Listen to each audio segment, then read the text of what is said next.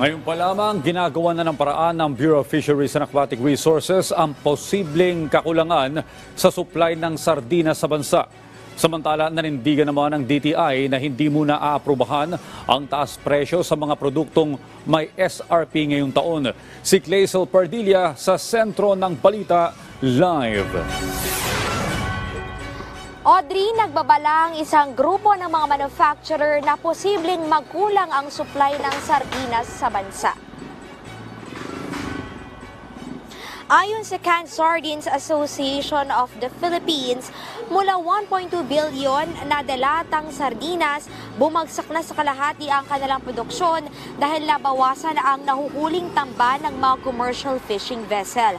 Karamihan daw kasi ng sardinas ay napunta na sa municipal waters dahil sa climate change. Ang problema, hindi rito makapamalaot ang mga commercial fishing vessel. Batay kasi sa Fisheries Code, tanging maliliit na namamalakaya lamang ang maaring mangisda 15 kilometro mula sa pampang. Ipinagbabawal na rin, Audrey, yung pangingisda ng mga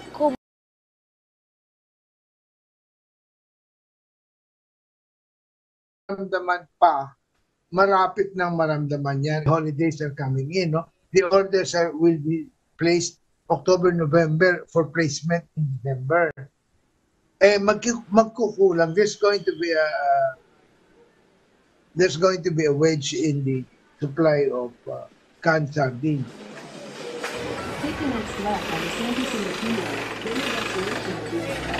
Ayon sa Bureau of Fisheries and Aquatic Resources, isang Memorandum of Agreement na ang ginawa para suplayan ng maliliit na mangingisda ang mga commercial fishing vessel. Makikipagpulong naman ang BFAR at ang Department of Trade and Industry para tugunan ang problema sa pangingisda ng mga commercial fishing vessel sa Sulusi. May impact talaga ito in terms of production natin dun sa commercial fisheries. So sa ngayon, we are trying to address this particular issue. Magkakaroon na po kami ng pagpupulong with the Ministry of Agriculture and Fisheries sa MAFAR. Kumbaga parang ito yung counterpart ng BFAR. Samantala, nanindigan ng Department of Trade and Industry na hindi muna aaprubahan ang hiling na taas presyo sa mga produktong nasa suggested retail price ngayong taon. Pero sa oras na maglabas ng bagong bulletin, ipatutupad na ang round-up at down scheme o yung pagbawas ng maliliit na butal sa presyo ng mga pangunahing bilihin. Ang ibig sabihin nito, Audrey, yung presyo na may 13 hanggang 24 centavos, itataas sa 25 centavos. Yung 38 hanggang 49 centavos, gagawing 50 centavos.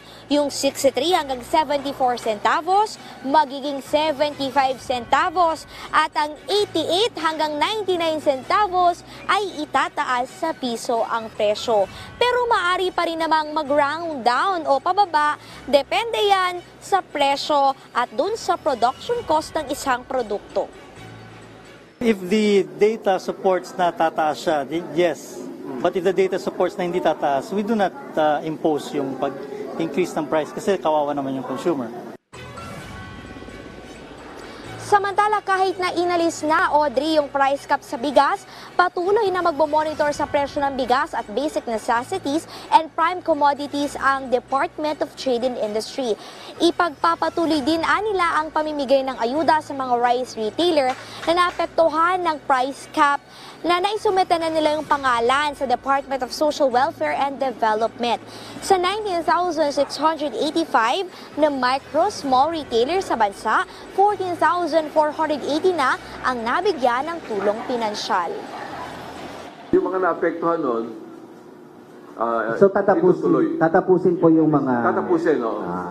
Para naman fair, di ba? Patas. Patas ang laban sa tika nga, no? Audrey, nasa 5,000 hanggang 15,000 pesos ang binibigay na pinansyal na ayuda ng DSWD sa mga naapektuhan na nano at mga micro-small retailer na nasa pulnga ng price cap sa bigas. Audrey? Okay, Clay, balikan natin yung usapin dun sa kakulangan ng supply ng sardinas sa ating bansa sa ngayon. Bukod dun sa pagbabawal sa mga commercial fishing vessel sa Sulu. Ano pa yung ibang long-term plan ng BFAR para agad na maparami itong mga sardinas na isda sa mga karagatan ng Pilipinas?